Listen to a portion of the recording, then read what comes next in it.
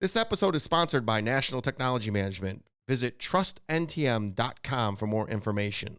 I'm Kelly Siegel, and this is Harder Than Life, a podcast about self-love, self-awareness, business, and health. We tell outrageous stories and boil everything down to simple, practical advice you can start using today. Let's get living. Relationships are paramount in this world, and I have formed a strong one with today's guest. He's a good person from his nose to his toes. From chef to law enforcement to self-love coach, Jason Smith's daily Take a Walk With Me lives on Instagram and his Blueprint podcast are must-sees.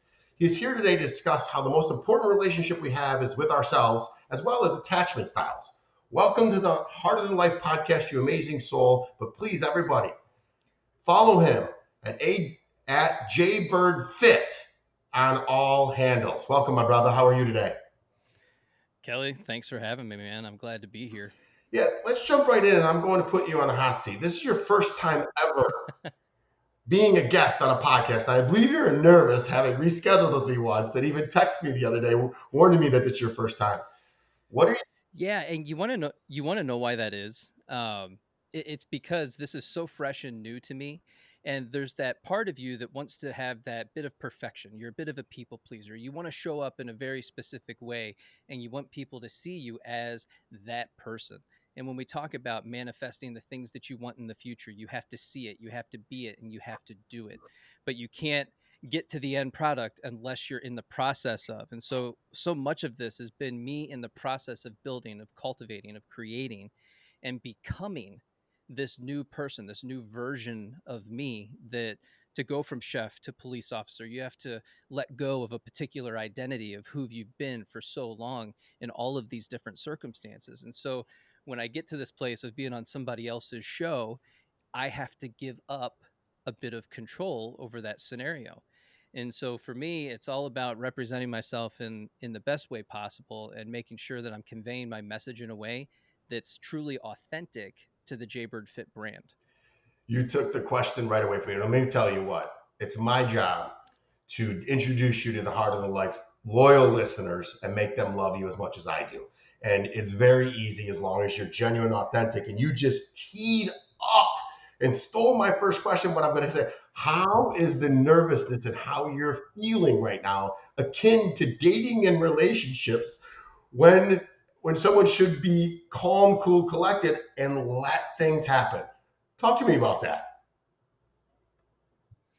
It's so interesting. So I had a podcast the other day with somebody who's got a lot of followers. And so you sit back and you're kind of envious of these people that have, shown that they're so capable and so competent in all the different areas. You're talking with people who are authors and coaches and therapists they're well established in their careers. And I'm just some guy in the middle of central Illinois that decided to do something a little bit different, to dive into a podcast, to start creating and cultivating something new.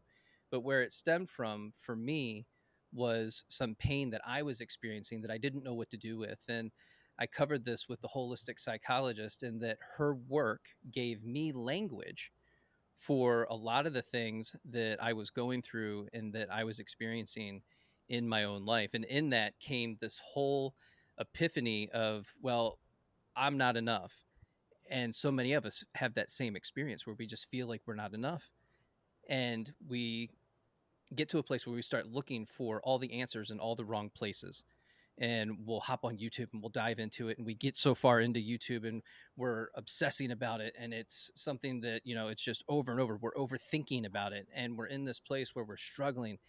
And so much of this is really about pulling back, regulating your nervous system, allowing yourself to take a breath, to be in the moment, and to see things for what they really are instead of how you wish that they would be.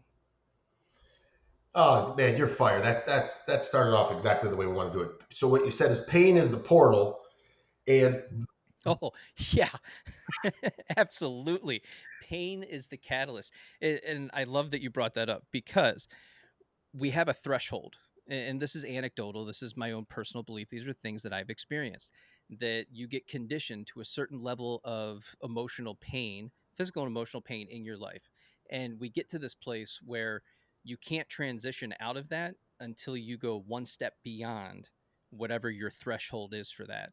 Because otherwise, we'll be in this conditioned state, in that autopilot mind, just carrying out life, doing, going through the motions, doing all the things, doing what we're supposed to be doing, showing up in all the ways that we're supposed to be showing up, until we have that catalyst, we have that moment that breaks us down and allows us to take that one step beyond that pain threshold. And then it, when you realize that, it opens up a whole new way of living for you, because you create and cultivate this level of self-awareness about yourself. You're becoming self-aware, you're discovering who you are, you're realizing that you have a body and that you have these feelings and emotions that are coursing through you, and you're no longer living on that plane of existence of just in that autopilot mind. You shift beyond that.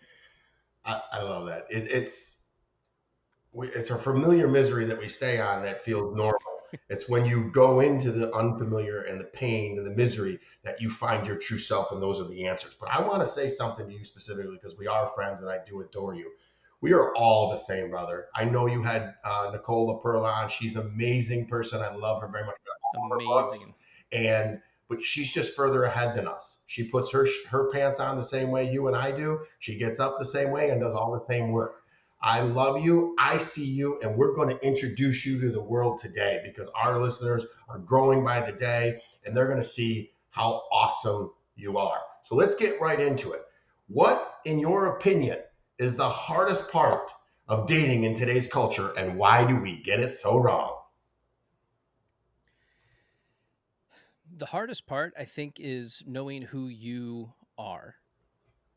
We don't take the time to step back and actually analyze, well, who am I? Where am I going? What am I doing? Why am I doing it? What are my intentions here? What do I really want from this situation? So many of us are in this place where we just take what pretty much falls into our lap. It's what's accessible to us. It's what's in the area that we live in. It's what I call the sphere of influence that we all have, that 15 feet around us, that we interact with people and we have all these different conversations. Hopefully, we're conversation, right? And we operate from that place, and you can become extremely lonely and frustrated and irritated with that situation. The other aspect of this is social media, where it's given us so many benefits, and you and I are certainly experiencing the benefits of social media and the reach and being able to share your message. It also puts you in this position where you have all of these options, perceived options, that are extend well beyond your sphere of influence. And so we're in this place where I'm dating somebody in my actual sphere of influence, right? That 15 feet that's around me.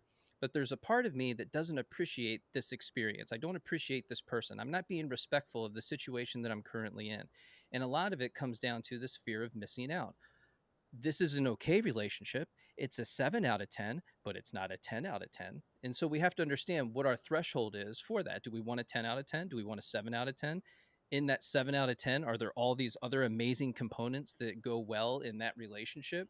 And so we want to be respectful of the relationships that we have and truly ask ourselves and know our intentions of what we want in the position of what we want in this particular relationship and where it's heading. Perceived options. You mean that everybody in our DMs aren't freaking perfect for us? And the FOMO, oh my goodness, we all think we Yeah. can get it better. And when you say a 7 out of 10 and a 10 out of 10, it's perceived. That's perceived. And that's, on Right. your cure, it's a seven to you, but a seven to you might not be a seven to me. So I, and and that 7 is going to be somebody else's 10. or somebody else's two. Well, potentially. I just, to me, I made a list of what I want and what are non-negotiables, and I don't settle for that. And at the end of the day, that's what people settle, and that's what gets in them in trouble. So I'm going to ask you straight up because this is what everybody wants to know: how do we find the right partner? That is something that's limited to each individual person. And so, again, you have to know who you are, what you're all about, where you're going, what you're doing, why you're doing it. You have to understand your intentions for a relationship with someone else. Are you dating to date? That's great. There's no problem with that. But if you're dating someone who wants marriage and you're dating to date, now we're going to be in this place of direct conflict. And this is where we get into these types of situations where we start blaming this other person. Well, they must be avoidant. They must be this particular thing. And it's really just because our intentions are not the same. We're not aligned at this time in this relationship, but we betray ourselves and we put ourselves in this position where we're looking at this person and they're like, oh, but they're amazing and they're all of these things and it's so wonderful. But and it's like, okay, that but is the problem. That but is the issue. That but is the sign or signal that you should be paying attention to and recognizing that something's off, something's not right. I need to pay attention to this. And it doesn't mean ditch that person, get rid of them right away, but we want to ask some more clarifying questions and really get to the root of, well, what do you want from this relationship and where is this going? And then we get into time frames and people are like, well, is it okay after 2 weeks? No, it's not okay after 2 weeks. But after a few months and you've been spending time together, right? It's always time in together. How much time have we been spending? How well do you know this person? And we know that it's 18 months before you truly know somebody. So people who fast track things, right? And I would always caution you to not do that, but to take your time and to, again, we want to, and this is where I tell people about the self check-in. So we want to check in with ourselves and what we're going through, what we're experiencing, what's happening right now in this relationship. When we're feeling anxious, when we're feeling frustrated, when we're feeling lost, when we're feeling confused, that's where we want to say, okay, clap our hands. We're going to use a pattern interrupt. We're going to yell, stop, change, whatever, step back, zoom out, and give yourself the opportunity to see what's actually going on in this relationship. And I think you'll be really surprised at what you find. There may be a disconnect in communication, or you might find that this person just isn't the person for you. The toughest pill to swallow. Of course they are, Yeah. but I love them. Oh, Right. that's the first. But Go ahead. so what do you love? What is it about them do you love? What do you truly admire? How do you feel? What experience are they giving you in this relationship? And then do you feel okay with that? Does it feel good to you? When Because we often get confused, the chemistry, right? We have all this chemistry and it feels so good and all this stuff is building up inside of us and it's amazing and I love it and it feels like home, bam. right? It feels like home. Well, how was your home life? Let's really think about that for a second. And it sounds cliche, and it kind of is, but you end up giving yourself the same experience or similar that you had in your youth and in your early dating years, right? That's what we get primed for the type of relationship that we want to have. And then we go out into the world and we have our nervous systems are primed to respond in a particular way to a particular type of person. Again, that's how we also get back to the I only date avoidance or I only date this particular type of person. And it's like, well, that's what you've been primed for. So of course you're going to be attracted to that. Of course you're going to find people that resonate with you, that have that energetic vibe, that kind of pull you in and you feel so magnetic to one another. And you just don't repel each other at all until you do. And there's always that catalyst in the relationship that pushes it beyond where we're now in a tailspin and we don't know what to do or where to go. Yeah, right when the honeymoon's over. What you said that the Yeah. butts. You said the butts. It's funny. It's gentlemen. We're not talking about their actual physical butts. It's when she's great, but and there lies Right. the unresolved trauma probably in your childhood. More likely than not, that needs to be resolved. So if it feels like home, run, because most of us had a rough childhood or had trauma in their childhood, and if it feels like home, we got to heal some of that so we can be healthy, be a whole person, and go meet another whole person. All too often, we get two incomplete people trying to make it work, and they wonder why it doesn't work. So heal yourself, become the person you want to attract, and they will come. Jason, that's the first time I've ever heard 18 months before you truly know somebody. Where'd you? I mean, I've interviewed a lot of people, never heard that. Where'd you come up with Oh man. It's in one of the 200 books that I've read that? that I think a simple Google search and we'll be able to pick it up on who quoted that. But you're hearing it more and more on podcasts as well, where people are quoting that 18 months. The other thing I want to mention is when we get activated in a relationship, barring any ill behavior, right? We don't want to condone anything that's abusive or anything along those lines.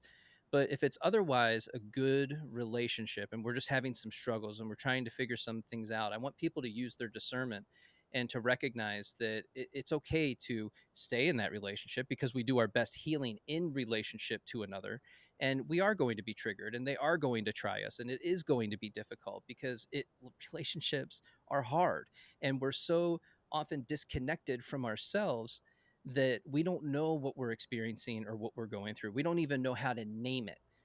So many people are experiencing anger and frustration when really they're experiencing grief of a younger version of themselves, or a story that they had for themselves that they had to give up because maybe they've aged out. Like myself, I had to give up on a story that I had made up for myself, all these wonderful and amazing things that I wanted.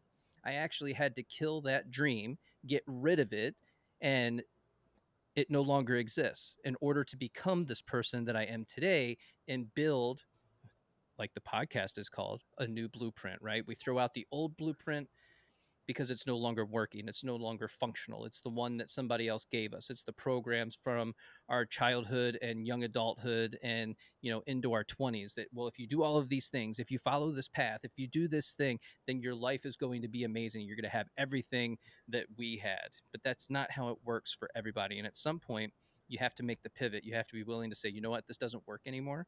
And so I'm going to throw that out and I'm going to learn how to build a new blueprint for myself. So what you said is, if you do what you always done, you're going to get what you always got. What you always got. So let's, Absolutely. if you want something that you've never had before, you got to do something you've never done before. So it sounds so Correct. simple, and it is, but it's just not easy. So you went there. You said avoidant. You're an expert on these attachment styles. Depending on which social media platform you go on, uh, Right. it seems like you're favoring one over the other. But the avoidant is what I've always attracted in my life. So I find it fascinating, even though, if you listen to Sabrina, she'll tell you you have a little bit of both in both sides. Recap the styles again, and how do these labels hurt dating? So when I look at attachment styles, for me, it was one of those things. I had all these experiences where I was seeing that people often say, I'm not enough. I'm not capable. I can't do this. And so it's that overarching theme that we carry with us. And if you're going into relationship to relationship and you're constantly feeling like you're not enough and you're looking for things that are external to you to help build you up, to fill that void, to give you something that's missing inside of you, and you can only ever, because we have blinders on, right? Because we're in our conditioned state. So we're constantly going through life and we think that all of these things are external to us. And so I'll be happy when I have to get this thing. This is important to me. And when this thing happens, then and only then will my life begin to work out. Until you get all of those things, you have the accolades, you get the degrees, you become a doctor, you do all of the amazing things, and you realize that you're still not fulfilled, you're still not happy, you're still struggling, you still have this void inside of you, and you end up in this existential crisis of, is this really what my life is going to be? Is this really who I am? And then we start asking the question, well, who am I? And so when we talk about attachment styles, I like to look at it more as a tool for you, the individual, to understand yourself. And because my whole platform, I think it gets confused because I talk about attachment styles, but I use that as the method to becoming more, to create a better relationship with you and understanding who you are, where you're going, what you're doing, why you're doing it. As we continue to build ourselves internally, physically, mentally, emotionally, and spiritually, what you're going to find is your confidence increases. You become more capable, you become more competent. And in that competency, you find yourself saying no to the things that no longer resonate with you. You get presented with something and you're like, yeah, no, no. I mean, I used to say yes to that. I don't know why. And you might not even know why you want to say no to it now, but you know that it no longer resonates with you. It doesn't attract you. It doesn't feel good. You don't want to have that experience anymore. And so, as we do these things and we cultivate self love, and you move into that place of feeling more confident in your relationships, you begin to have a different type of relationship with other people. We've all heard this. Whether you think you can or you think you can't, you're right. And I got to tell you, if you don't think you're good enough, you will attract someone who's not good enough and not on your level. And it Always. just You will always get an energetic match. it just ends up on this hamster wheel, and you just can't get off of it, and it sucks. And that's why dating Well, is so hard. So well, and then we play the blame game.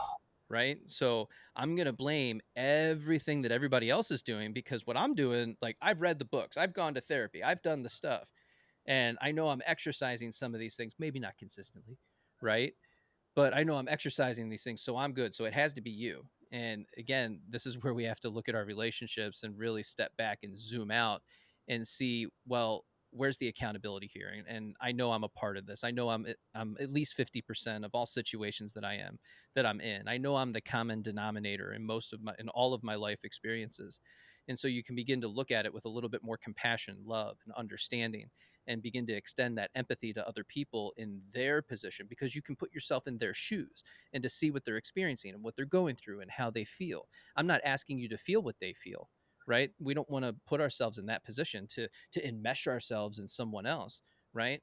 I end here, you begin here. I can recognize that you're going through something significant, or you're going through some challenges, or you feel insecure within the relationship, but I'm offering you security. I'm offering you safety. I'm offering you, who I am, and I'm showing up and I'm present with you in this moment. And not everybody can accept that level of presence. It actually makes them run and they go in the opposite direction. I'm going to give you a real world example, and you know this, but I'm going to say this for the listeners. And most of the loyal listeners have heard this, but I just want to reiterate to use the real world example of myself and what you just said. So I always attracted avoidance, emotionally unavailable women.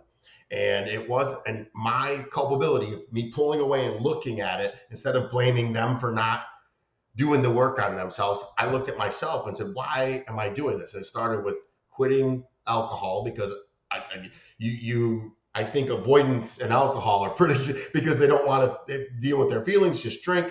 It is what it is. Started with the alcohol and then really, really looking at myself, loving myself, and then saying no when you have a conversation with a quote unquote avoidant and they can't have the emotional conversation. That was the hardest thing to unlearn because that feels like my mother. It feels like the love that I was looking for forever. And now I giggle because if I meet somebody out and about and I ask a few emotionally tough questions and they can't answer it, no matter how beautiful they are, no matter what they have to offer, I'm out. I gotta go. And you signal the universe, don't send me these anymore because I ain't gonna fall for that trick. So literally now I Right. have a million people coming to me that have done the work on themselves. And it's so attractive and beautiful and but it's unfamiliar. So then now I'm working on understanding that hey, I don't have that trigger anymore as a child. It doesn't feel like home, which is a good thing because my home life sucked. And I say, okay, I got to be comfortable with this quote unquote being boring. There's no chaos. It's peaceful. It's an adult conversation with two people who are whole co-creating, leaning into each other, who aren't going to run. And that was the weird thing. First time I saw it got difficult and the person didn't run. They weren't the avoidant and run away. I was like, oh, this is what healing looks and feels like. It's amazing. So everything Jason just said, I'm a real world example. I'm practicing it, and it feels amazing. So doing the work on yourself, which is what we're going to go into. We're going to take a quick little deviation because you said something about happiness. We all want to be happy. What does happiness look like to you? Define it for me. Oh, Kelly, that's such a difficult question because I think for so much of my life, I was living in the programming and the autopilot, and I was frustrated. And you find yourself, looking upward and asking, why am I in this situation? What is going on? What can I do different? I don't understand.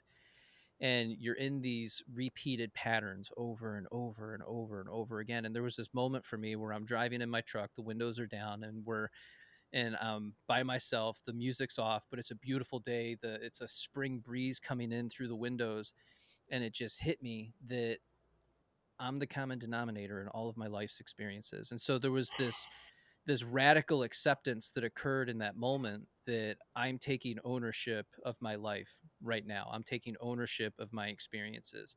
And that's a really hard place for so many of us to get to, because again, we're living in the conditioned mind. We're in that place of autopilot. And so for me to look at me and be, constructively critical of me and my experiences, and to be honest about that with myself, is the hardest thing that you're probably going to do in your healing journey. It's kind of the catalyst to that dark night of the soul, where now you're looking at yourself and all the ugly parts of you, who you've been and who you were and who you're becoming and who you are in this present moment. And then you start to transition out of that dark night of a soul, because now you're healing, you're growing, you're expanding, you're learning, you're developing, and you feel stronger, you feel more capable, you feel more competent, and you keep moving forward until you hit this place where you can start seeing a new future, a new timeline, a new opportunity. And that's for me where really the opportunity started to come in.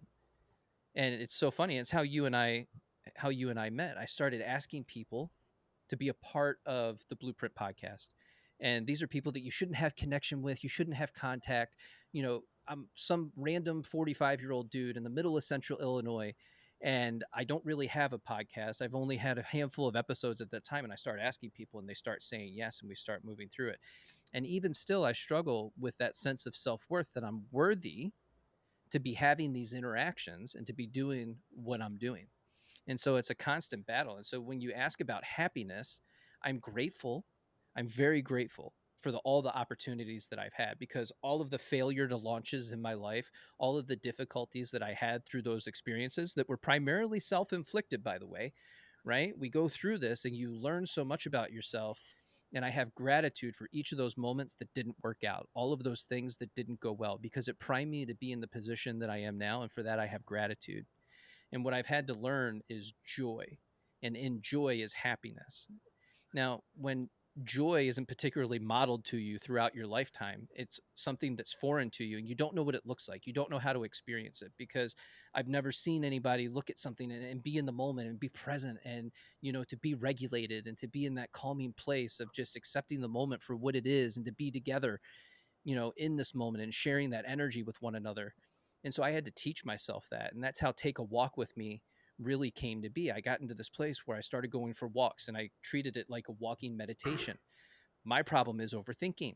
So as I'm overthinking all the time, I have all these things always going on. I would leave my phone at home, and I'd leave my headphones at home, and I would not read any of the numbers on the houses or any of the signs, because once I read a sign, then the thinking starts again. So I would focus on the horizon in front of me, and I would use that as a walking meditation. And in that walking meditation, I found joy, and in that joy, I find happiness. And so now I walk anywhere from 6 to 12 miles a day with a ruck on my back, 30 pounds, and I enjoy it. And that's where I find happiness. That's where I find peace. And it's even better when I get to bring my dog Chloe with me. So happiness is in the process of who you're becoming. I love that. Yes. It's for me, it's just I just realized when I was listening to you talk that happiness for me is just being at peace, because I've never had peace in my life. That Yeah. is the most happy point. Right here, right now, talking to you behind a microphone, I'm as happy as can be. A couple things you said. You point one finger away, three are pointing right back at you. Stop looking out the window and look in the mirror, because you're the common denominator. You said that over and over. And stop being a victim and be the victor. Those are just a couple things that I took away from that. So we're gonna flip to your specialty, and there's three questions. Why? What's self-love? Why is it so important? How can the listeners obtain your self-love handbook, and what is it exactly?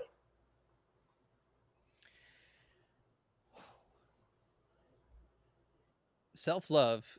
So I'll start with, I have a 21-day self love challenge. And in that challenge, I was able to bring on over 22 different guests. They're authors, therapists, coaches. You were one of them. And everyone shared their definition of self love. And so I think it's subjective. I think it's one of those things that each one of you has to come up with your own definition of what that looks like. And so for me, it's taking care of myself physically, mentally, emotionally, and spiritually. It's looking at each of those things as individual cups that I'm going to fill each day, or I'm going to add to over a long period of time, because it has compounding interest. So the more effort that we put into building and cultivating ourselves in all of those different areas, physically, mentally, emotionally, and spiritually, and you're pouring in to each of those cups, as time goes on, once again, you feel yourself becoming and feeling more whole. Now, I want to remind everybody, you're already whole and worthy, whole, and complete as you are. You were born that way. We just don't recognize it. We go through life having all of these different experiences that give us the evidence and all the reasons why I'm not worthy, why I'm not complete, why I'm not whole. And then we take in all of this media that tells us that you have to find the one. The one is something outside of you. And then that's going to be what builds you up in the long term. And that's going to be what creates and cultivates your happiness. And that's inaccurate. You create that and cultivate that within yourself, and it takes time and it takes effort and it takes daily practice, and it's something that you have to hone. Each of these things I look at as skills over that we have to hone, that we were never given, that were never modeled to us, we didn't experience them. And so you find yourself later on in life feeling emotionally immature, or immature in a lot of different ways, where you might be great in your career, make all the money in the world, you're doing fantastic on every level, but your relationships falter every single time because you don't have the skills or abilities to develop healthy relationships, because it was never modeled. You don't know what it looks like. You don't know what it feels like. You don't know what it tastes like. You can't see it. And if you can't see it, you can't be it. And it's going to be really hard for you to develop, the skills that lead you up to that place. So you have to recognize what they are, and then start reading books, listening to podcasts, go to therapy, get a coach. There's a million and one things that you can do for you. They're going to help you build into your own self-love and building that definition for yourself of what that looks like.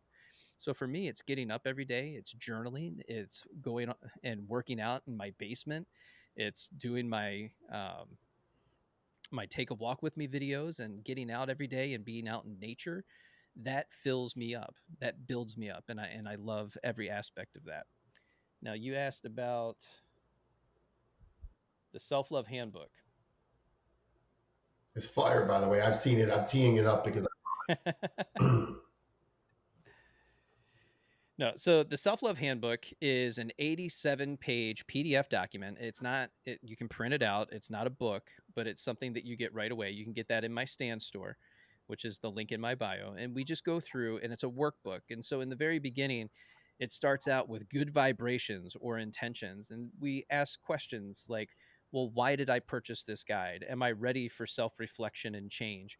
What specific challenges or patterns am I hoping to address? And so we're setting the intention for the use of the entire 87-page handbook for where we're starting, what you're starting with, and then where you're going and where you want to end up. But it's interactive, and so you have to put in the effort in each page and answer all the questions and be honest. One of the things in the 21 day self love challenge somebody did so beautifully recently, and they shared their experience in the closed group, was that they started working out. And we talk about not doing things too quickly, because when you add too many things all at the same time, which so many of us do at the beginning of the new year with our resolutions, I'm going to do 20 different things. It's going to be amazing. I'm going to do it all right now. And then 2 weeks into the year, we've already quit because we've gone into our default mindset. We've gone back to our default programming because we hit the impediment, and now now that we've hit that wall, I don't know where to go, what to do, or how to do it. So I'm going to drop back to what I was doing because at least I know what's going to happen.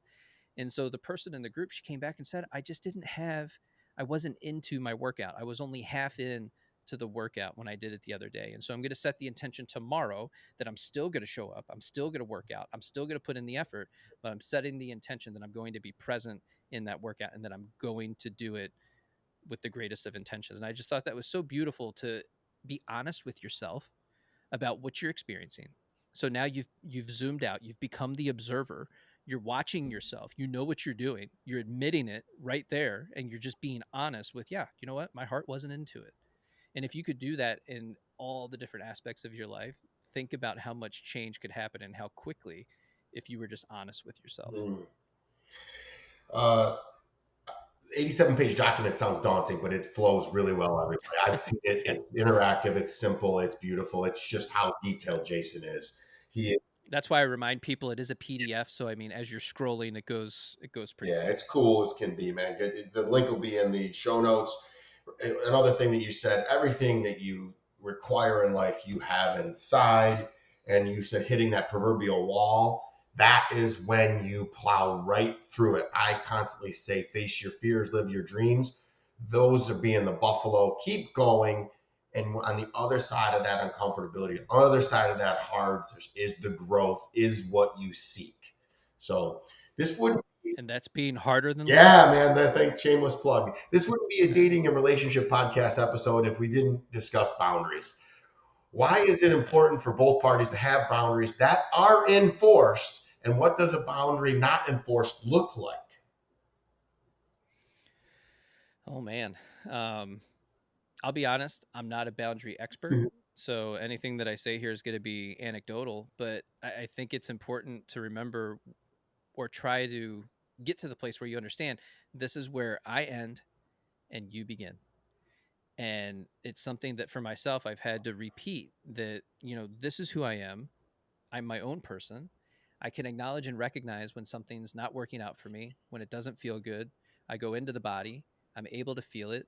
I'm honoring my intuition and my inner guidance system. And it's like you said earlier, where you were dating all these avoidance and you started to recognize that there's a pattern, there's a behavior, there's a circumstance, there's something that you don't like. You actually feel it inside of you. Well, then you started to honor what you were feeling. And what it was telling you was, you know what, this isn't for me. This doesn't feel good. So I might not be able to articulate it fully of what I'm experiencing, but I know I don't like it.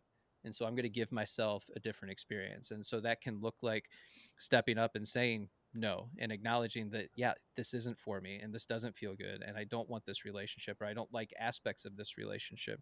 Now, that sounds like, we want all relationships to end every single time. That's not what I'm saying. It's just an acknowledgement of what's working and what's not working. It's zooming out, being an observer, and then looking at problem solution. So if there's something that you're experiencing with somebody else and you don't like it, it's recognizing that they have their own thoughts, feelings, and emotions. They have their own inner world. And if you don't acknowledge that, then it's going to be really hard for you to cultivate relationships because you're going to constantly be thinking, they think how I think, they feel how I feel. So if I'm in love, they must be in love. Well, we all have different definitions of love and we all grew up in different households. Thank goodness, because that would be weird, right? And so we have all these different definitions of love out there and what that looks like. And if you don't ask somebody what their definition of love is, then it's going to be really hard for them to be able to meet that in the relationship. I just figured out the definition of boundary for you because you just, it's the reverse of what you said, but very similar. It says, this is where I begin and you're not allowed, or I won't allow anybody to cross it. That's your boundary. This is where I begin and I will not back up. Well, so I use that more for people who tend to lose themselves in relationships because we do talk about a lot about self regulation and co regulation. So we want to be able to co regulate with somebody else. And that can look like we're going to go in for a 30-second hug. 30 seconds is a really long time when you're someone who is dysregulated, when you're more avoidant in relationships and you just want to pull away because it does not feel good. It's too much. And so we want to start to lean into that to be able to co regulate with other people. So and that can feel like it's crossing a boundary. And so in order to co-regulate, you have to be willing to cross your own internal boundary of what feels good and what doesn't feel good necessarily. But we want to make sure that we're doing it with somebody that, obviously that we trust, that we care about, that we're in a relationship with, that we have intention with, and, that it's a safe and secure. Jay, what is a common myth in dating? Like I'll never find somebody. That's a common myth. What is the most common you're seeing in the people you're working with? Man. So one of the things I've started doing most recently is I'm working with more men and I'm being intentional with that because so many of them are coming to me and they're identifying more with an anxious attachment style. And historically what we see in literature is that men are typically avoidant and they pull away and they do all these things. But and it could just be my content, right? That people that have a more anxious attachment style would be attracted to the content because they're looking to grow and learn and expand and become different. But they're struggling so much with their belief in themselves and, just who they are and how they're showing up and what type of person they are. And they have all this evidence right now that shows that the world doesn't support them, that nobody wants to be with them, that I'm never going to be good enough for a relationship because all of my relationships fail for all of these reasons. And then we tell ourselves, well, I'm a great person and I'm a nice guy and I'm all of these things. And so there's this deep rooted struggle that they've been going through for all of their lives. And I think the biggest thing for them is just they've started cultivating through my content a certain level of self-awareness, which has been amazing to see them start to reach out, and they're booking their discovery calls, and I've had 15 of them so far in the past 2 weeks, which has been fantastic to be able to speak to all of these different people about the circumstances and what they're going through. But there's so much pain that they're experiencing. And I don't think we talk enough about that. You know, we get into the fun stuff, we get into the myths and all this other stuff, but we're not looking at what people are actually experiencing. And so I think it's really important to start to look at, you know, more and more men appear to be, based off of my content, right, more anxiously attached, but they're also coming to me and looking for that change. They're looking for guidance. They're looking to grow, expand, and become different. And I think that's something to be admired. And I wish more people could see that, because we're so quick to dismiss people. Oh, well, he's such a nice guy and he's all these things. And it's like, well, we know the nice guy is more unintentionally of a manipulator, right? Because it's getting what you want, it's having expectations, it's giving for receiving, right? It's giving so that I can receive. And so the shift that needs to happen is that you want to see everybody be happy, healthy, wealthy, and well, right? I care about you. I want to see you be happy, healthy, wealthy, and well. I want you to live the life that you want to live, but I recognize that relationships are reciprocal. And so if I'm not receiving within the context of that relationship, this goes back to intention, right? But if I'm not receiving, the other person's not into it, they're not showing up, that's an important thing to recognize. If somebody's not into it, it doesn't mean try harder, put in more effort.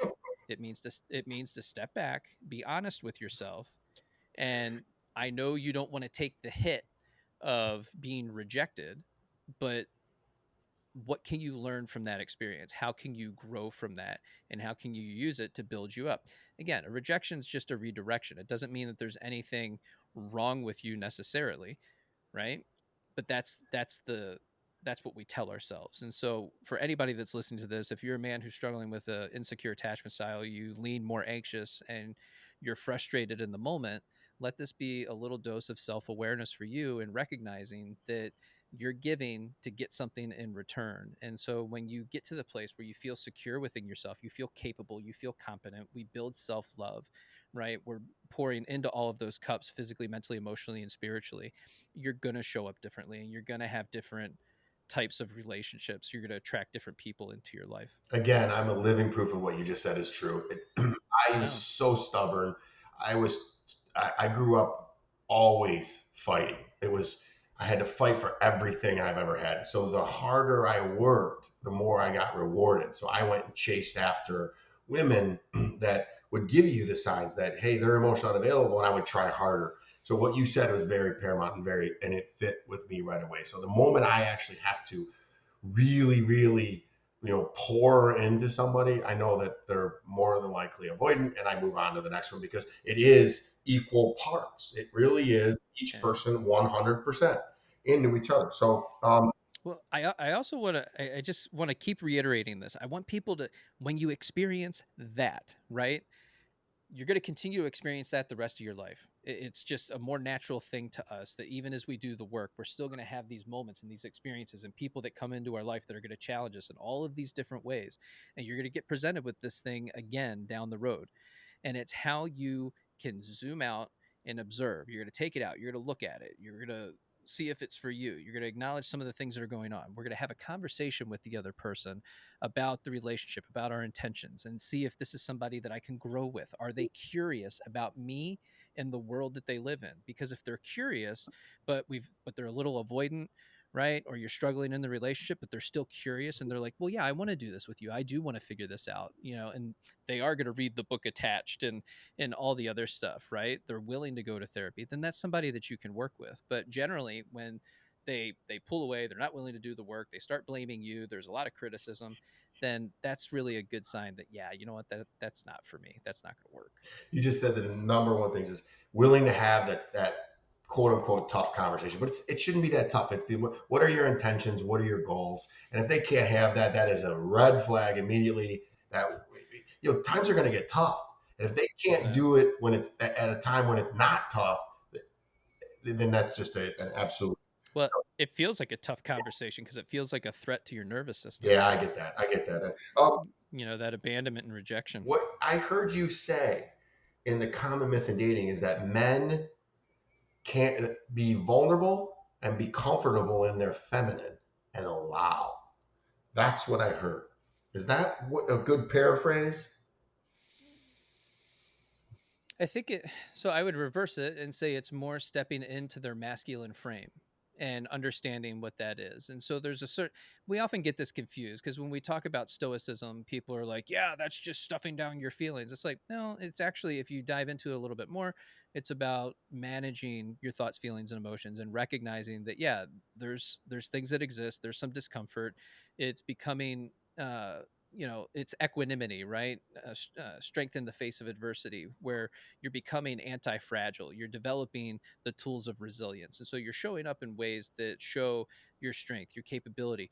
But you can also show up within a relationship and be comfortable in that place where you would settle into your feminine, like when you have children, right? Because it brings up something completely different in you that you've never experienced before, where you are going to settle into that and be more of a nurturer in that experience. At the same time, you're still going to have those protective aspects. And so we try to push these things and make them bad and make them not good. But what we want is for men to start settling into who they really are, what's authentic for you. And I've had this conversation with several therapists at this point. If you're somebody who, if you're a man and you lean more feminine, great, good, accept that about yourself. And when you accept that about yourself and you start showing up in that frame because that's who you are, and you accept that, and you allow people to experience that of you, and you're not questioning yourself because you have the confidence of being who you are, that is masculine. That's masculinity. But we have all these other people out on the peripheral, right, and up in the balcony yelling, "Ah, no, that's you can't do that. You got to be this guy. You got to be, it's got to be 300. You got to be a Spartan." And it's like, no, you need to be who you are. You need to show up as you are, and you need to have strength and confidence in who that person is. And nobody gets to tell you who that person is. They don't get to tell you who you are. You tell them who you are, and they choose whether they want to accept that or not.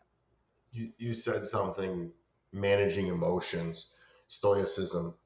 I believe true managing emotions, obviously, you just said, I'm going to reiterate it, isn't stuffing them down. It's literally accepting them. You said that a little later, naming them. If you name them, take the Yes. power away from them, and they're going to happen. And I'm healed. I've done a lot of work. I still get triggered, and I still have emotions, but they don't overcome me. They don't consume me. It Right. lasts about 7 seconds, and I have all the tools to overcome it. So doing the work works. But I want to talk about dating apps. Do they work? And if so, what are your best recommendations? Sabrina and I have had this conversation over and over again because, dating apps just are what they are.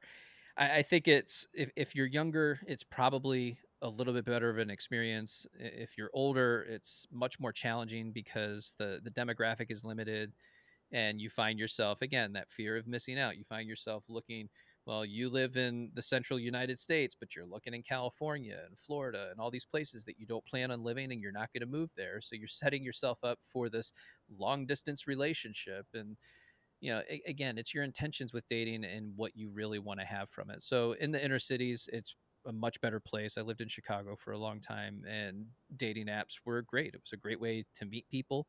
Um, and there's nothing wrong with that. But what I'm realizing as you get older, you see a lot of the same or similar faces, um, that have been on the apps for a very long time. And so for me, I'd much rather meet people out in the world. And you and I have had this conversation. You're in this, we're both in this place of becoming, right? We're developing, we're growing, we're expanding, we're doing things that maybe we haven't done before. We're developing podcasts, we're putting out content, we're meeting new and different people. And in that expansion, right, you are being elevated on an energetic level. And as you continue to elevate and grow and expand, and you end up meeting new people that get put in front of you and new opportunities open up to you. And so, and you spoke with John Assaraf recently, and he's the king of manifestation and bringing things in and building that up and the opportunities that are out there for you. So I would encourage people to just look at who you are, where you're going, what you're doing, know your intentions for dating. And if dating apps work for you, I think it's wonderful. Use them. But if you're somebody who would rather meet someone at a yoga studio or out running, then do that. It's really coming down to what are your hobbies? What do you like to do? What do you like to experience? And then what are your intentions for dating? I'm sitting here listening to you thinking, and I just realized that what I'm doing right now, and you call it growth and growing and becoming, I'm actually unlearning all the Yeah. protective armor and ego and filters that kept me quote unquote safe and surviving. I'm realizing I'm not in that survival mode anymore, and I'm unbecoming and It's painful, isn't unlayering it? things and allowing and trusting. And that's what self love is, bro. Yeah. Yeah, that unlearning is probably the most difficult part because you're questioning everything about yourself. Oh, you just hit me in the gut. You're right. And there, It's a breakdown because again, those old patterns are dying. And that's why I always say you're in a state of becoming. You're always in a state of becoming, but who you become is always up to you. It's a choice that you make each and every day, and you have chosen to make the choices that are right for you. And I admire that about you, I Kevin. see you, man. I've received that. I appreciate it. I've become addicted to this growth and giving. It is fun. Yeah, how many retreats you got planned this year? I don't know, several. I've yet to reach a ceiling. There's not a ceiling of Yeah. how much more peace, love, and just abundance that one can have. I have yet to see it. It keeps getting greater, and this year's word for me is limitless. So I plan on pushing through the freaking ceiling. Um, what are some projects or initiatives that you're currently working on or excited about? I think the biggest thing right now is the Antares Society, which is 3 months of group coaching for men who are struggling with an insecure attachment style. And I've had a lot of people reach out to me, all from different types of backgrounds, but I seem to attract more of the military first responder, which would make sense, given my past background. But I love that opportunity to be able to talk with these men and to try and figure out like what's next for you, because you've been struggling for so long, you've had all these difficulties, you're in a place of pain, and I know that pain intimately well. And so, it's just recognizing what are your goals, what are your dreams, what are your desires, what's next for you. It's recognizing that there's hope. And so we have to cultivate hope. And that's really the message that I try to send to them in these discovery calls, because I'm getting met with so much pain, so much adversity, and just they're feeling broken down completely to like the lowest level that they can possibly get. And so it's interjecting a little bit of hope and joy, and it's just really hard, man, to hear people's stories. And I wish I could share more of what I've been getting from them, but that's really the limit is Just, of what I can share on it. just so you know this, 90% of my audience right now is men. It's starting to shift rapidly. No. But because guys, I'm going to tell you right now, vulnerability is cool. Working on yourself is awesome. There is not a weak. This is not a weakness. Remember how therapy used to be frowned upon? Oh my God, you're seeing a therapist? Man, I've done every kind of modality.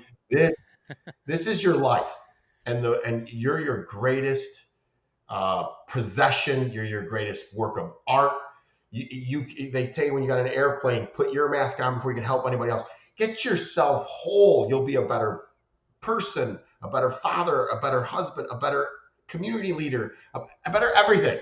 So lean into this stuff. And if you're not fulfilling your life streams, reach out to Jason and work on his program. Jason, real quick, just because I don't want any tire kickers to reach out to you. What does the price of your thing cost? What is ballpark?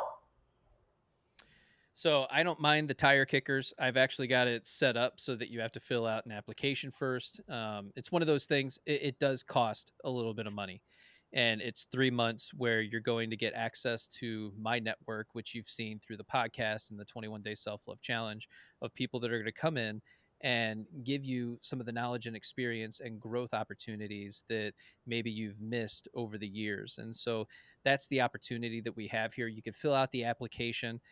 On the application, it'll ask, what is your current income? Because yes, this is a business. Yes, I do make money on this, but if you make $50,000, this might not be the right opportunity for you at this time. So what you would do is get all the free content. There's so much free content out there. There's your podcast, there's my podcast. There's so many amazing people out there, YouTube videos, different therapists are putting out their own content. So there's a lot of opportunity for growth for free. And then as you grow, you develop, you expand, and you continue to do those things, then you can reach out for this type of coaching. But 3 months is not cheap. It's a lot of effort, it's a lot of time, it's a lot of buildup, it's a lot of material, and it's going to be an amazing opportunity. I only allow 20 people at a time to be in, and I'm only doing this twice a year. I got to tell you, money won't buy you happiness, but happiness will make you money. So if you invest in yourself and you get yourself happy, it's the best money ever spent. I am well into the six figures of things, of therapy, of workshops, of workout things. Just I know what makes me happy, and that's what all goes into this peace, freedom, and clarity. But then I'm able to help a lot more people, and we're going to raise $1 million for charity. So that doesn't come without violent and lots of work on yourself. So, having said that, what's one thing about you personally that people might be surprised to know? I bet you I know what you're going to say. Surprised? No, I don't know. What do you think people are going to say? What would you say? Master chef. Yeah. So, yeah. So that's a part of my old life, right? It's an old identity that I had. And I was a chef for a long time, did restaurant or magazine quality food uh, out in the field, which was, again, great experience and a lot of fun. But I think what's interesting about that is that used to be really difficult. I actually ended up hating it, hating it over a period of time. So now, later in life, I truly enjoy being able to cook. It's a place for peace and tranquility. It's a way for self regulation. And I would actually encourage people, if you don't cook for yourself, learn, just learn. There's so many opportunities on YouTube and all the different places to learn how to cook. But as you dive into it, it's one of the ultimate forms of self-care, because you're putting the effort into yourself. You're telling yourself that you are worth it. You're going out, you're buying the food, you're preparing the food, you're looking at a recipe, you're going through the recipe, you're teaching yourself how to do something. And that's what life is all about. You're growing, you're teaching, you're developing, you're expanding, and you're telling yourself that you're worth it. So go cook for yourself and learn to enjoy it. That's a bonding time as well. Oh, I absolutely. remember a past girlfriend where we would cook together, and that's when we would talk and we would have little kitchen dance parties. And now I do that with my daughter. And heck, when you come over, we may not have a dance party, but we're going to be talking while we're preparing a meal, and it's just a bonding time. Little known fact about me is I have breakfast, sit down breakfast, and sit down dinner with my daughter every night, so, or every morning and every Nice. night. So that's time that we get together where it's there's no phones, there's nobody interrupts that. That's just good time. So I would tell you one more is that despite you being 45-year-old bearded man in the middle of Illinois, you're really absolutely a kind, giving, beautiful soul. So I would like to everybody to know that, Thank you, and Kevin. it takes a person like that to be able to give and feed other people. So when you come to you, you really are just a kind, receiving person, and that's what you're going to get when you work with Jason. And I've interviewed a lot of people. His methods work. I highly recommend it. They are Siegel supported, and I just love the heck out of you, and I think the world of you. And I know that you're working your took us off and great things. This is going to be a big year for you, my brother, and I know it. So I think so. I'm going to put you on the spot though. How do you hope to make a difference or contribute to promoting everlasting love and lower the divorce rate? I don't know that we can lower the divorce rate. That gets into a whole other slew of conversation. Again, the most profound change that we can possibly have is you focusing on you, becoming the best version of you. And as you do that physically, mentally, emotionally, and spiritually, it's the same conversation I had with a holistic psychologist as we went through this. The biggest difference that you will ever make in your life is working on you. You are your own best project. It's not other people, it's not other things, it is you. So when you tell yourself that you're worthy, that you're capable, that you're competent, that you can do this, that this is meant for you, and you stop listening to all the things that are outside of you, because there's always going to be evidence for all the reasons why you can't do something and why you shouldn't be something, because people will line up to tell you what you're not capable of. And so you have to believe that that is already within you, that it's already yours, that you're capable of achieving it, and that you are your own best project to continue to work on for the rest of your life. Love yourself like your life depends on it because it does, folks. Because it does. I asked Sabrina and Stefanos this: why do people jump from relationship to relationship, and what should they do instead? Oh, man. There's so many different reasons why somebody would jump from relationship to the relationship. Oftentimes we're dysregulated, we're not comfortable within our own skin. We need that comfortability of having somebody near us or next to us or in our lives, and we actually use that, right? All the texting, right? I'm going to text you all day long, 24/7, and when that relationship ends, I've already got somebody on the backup line that's, right in line for texting that I kind of text throughout the week anyway. And so we got all these things going on, and we're trying to regulate ourselves through other people, and then it creates all this chaotic behavior within the context of a relationship. So it's really, we're not comfortable in our own skin, we're not comfortable with ourselves, and it gets rooted back all the way to, all different types of trauma and different experiences that we have throughout our lifetime. So I would also encourage people, if you're in a on and off again relationship, it's kind of that same experience where, why do you want to be in that on again off again relationship? I make the jokes all the time because my account uses humor to express the dating and relationship trials and tribulations that we all have, that we all experience. And some people find it funny, other people, they're like, that's not funny. I'm just like, chill out, it's Those funny. are your people.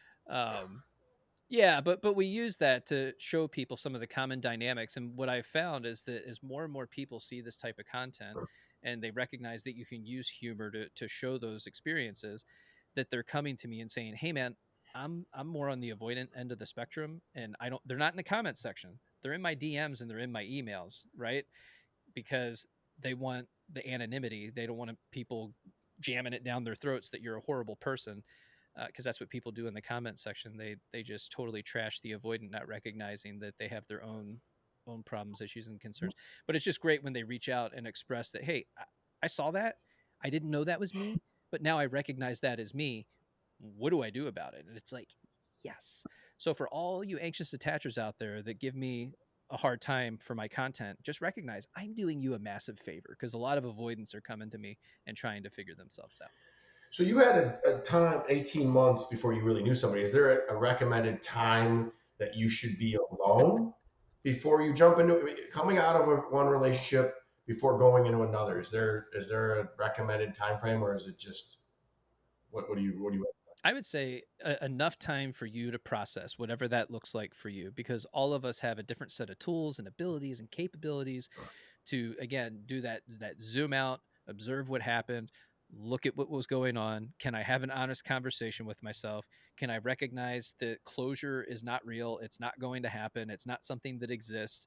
Anytime you push for closure, you end up causing the other person to get defensive, and then they tell you something really horrible that you don't want to hear, and then it crushes you and your spirit, and they didn't mean it. They really didn't mean it, but they're so overwhelmed in that moment that they do that to get you away from them. So just recognizing that, you know what, when somebody says, yeah, this isn't for me, cool, all right, again, don't try harder, just cool. They're not going to know what to do with that, and more often than not, they're going to come back to you and be like, hey, I miss you. Yeah, I bet you do. right? But again, you don't want somebody that's like in and out of the relationship. So we want to be able to zoom out to look at it, take as much time as you need. For some people, that could be 2 years. It was for me, because I recognized that there were some deficiencies and things that I needed to work on, again, physically, mentally, emotionally, and spiritually, and start filling my own cup and build self love. Again, I couldn't be here unless I went through all of this stuff. And so through going through it, it honed me. It made me better. It made me stronger, but it also gave me unique perspectives from my own personal experiences, both on the job as a police officer and then in my personal life as well. So you just answered at the very end of the what's the common myth in dating, which is closure. Closure doesn't exist. All right, we Yeah, got two more questions. We got to get it out does of here. not. What is the true meaning of love, and how do we recognize it in relationships? Man, that's a really difficult question, Kelly. True meaning of love. Again, it's subjective. It's going to be unique to everybody and what that means to you. And I would put it back on the couple. What are you co-creating? What are you building? Are you using the language of a shared mission and vision? And I think this is often what's missing in a lot of relationships is we're not co-creating. It's what can I get from you? What are you giving to me? We're expecting to receive instead of saying, you know what, we're going to be in this. So let's create a 1, 3, and 5 year plan, 10-year plan of where we're going, what we're doing, why we're doing it. Then we're going to co create it together. We're going to build a relationships that's rooted in interdependence, where you go out in the world, you do your thing and you do it successfully. And I go out in the world and I do my thing and I do it successfully. And 12 hours later, we come back together in the house, we share our day with one another, knowing that nobody did anything nefarious in the background, because we're in support of each other. We respect each other. We have a shared mission and vision. We know the path. We know where we're going. We know what we're doing and what we're going to accomplish. We know what we're building together. And you're actually building, not trying to get or receive. That's beautiful. I got to tell you, the relationships that I see, it's always just, oh, they don't ruffle the feathers, and they just allow me to be the unhealed Well, that, I am. You see the yeah. two unhealed people getting together doing unhealed things, and that's love. Yeah, no, you see it every day too. And it's just like, oh, well, Have fun with that. works for you. Can- I love that. I love that for you. Let me get the popcorn because this is going to get interesting. All right. Yeah. How can people work with you besides, of course, and we didn't even talk about this, hanging out in the Heart of the Life app? I am cultivate. I need you to hopefully pop in there and throw some stuff. Part of the Heart of the Life app is dating and relationships. I've got some of your content in there. You can see portions of your self love journal and whatnot. But how can people work with you directly? To work with me directly, you can go to the link in my bio on all of my social media. I'm at JBirdFit. That's JBirdFit.